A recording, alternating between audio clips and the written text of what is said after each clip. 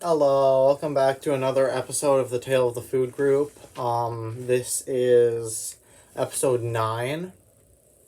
Um, Here I recap my D&D campaign, which I played. Here I recap my D&D campaign that I play with my friends. I'm the DM.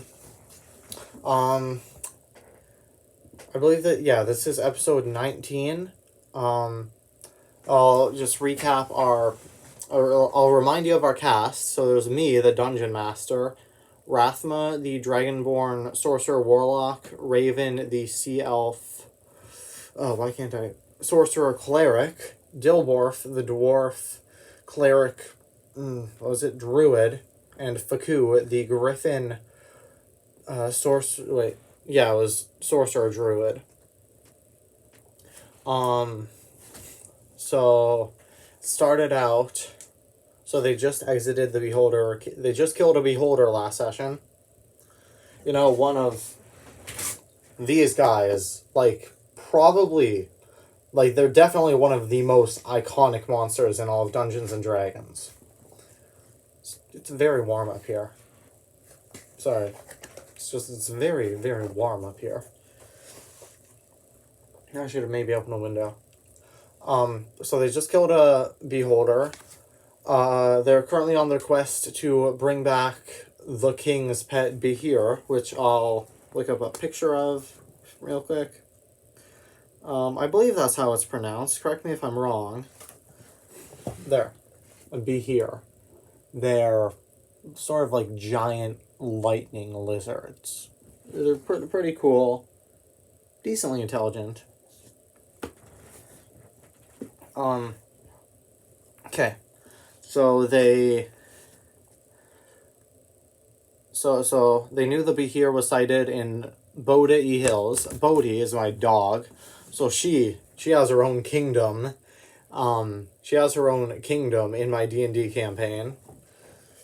Which, I mean, of course she has her own kingdom. She's my dog, IRL. I actually just heard her right now, stepping onto the floor off of the couch. Yeah. Anyway, back on track. As they were on their way, they came across a worried-looking centaur. He told them that Boulez, just ate, the rest of his herd. Let me look.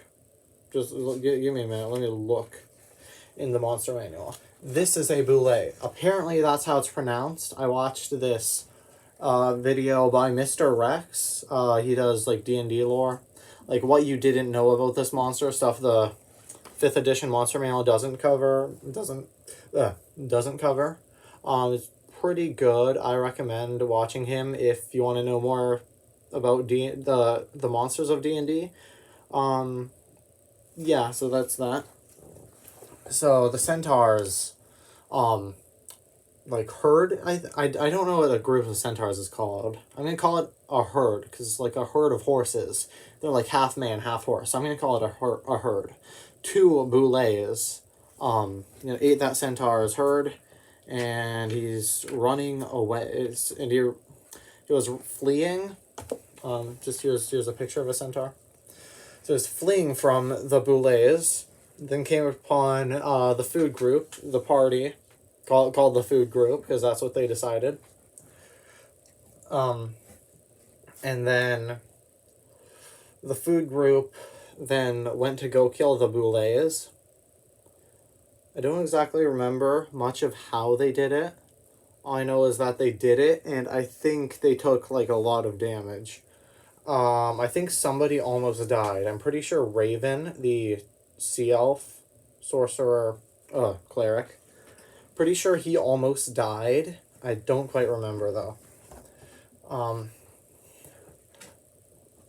So they took out the boulets. Then they came upon the Behir. His name, I wrote it down, Big Doug. I might have given him a name beforehand, but I forgot, so I decided to rename him Big Doug. I don't know why, it's just what came to my head at the moment. Trust me, guys. So then, Rathma and because Behirs, they speak Draconic and only Draconic. Rathma, because he's a Dragonborn, he naturally speaks Draconic.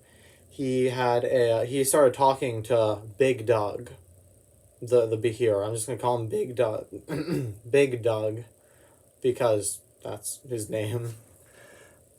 So they had a conversation. Rathma told Big Doug that Rathmar, the king, wanted Big Doug back. He misses him.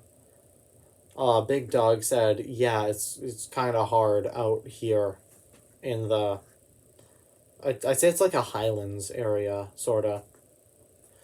Kind of like Scotland. I can actually do a pretty good Scottish accent.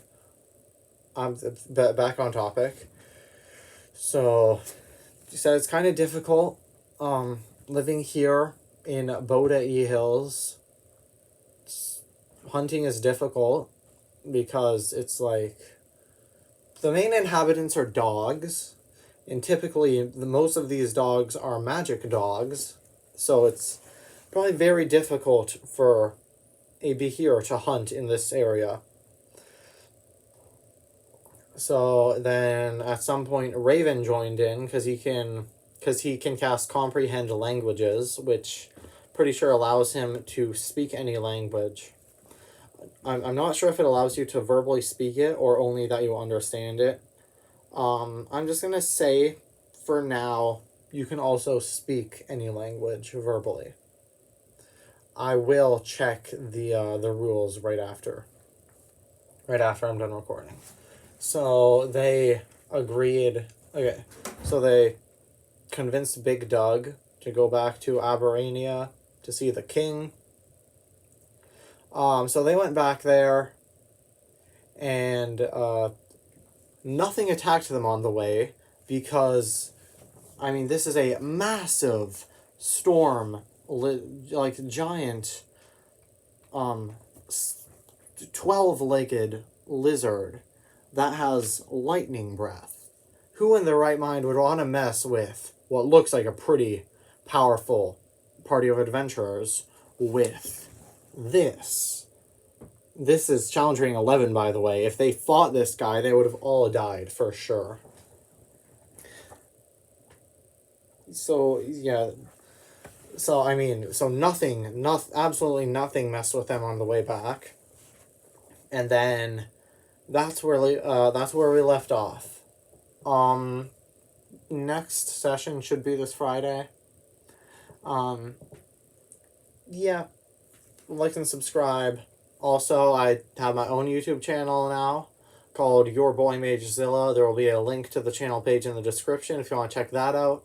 I will eventually go pretty deep into my D&D lore.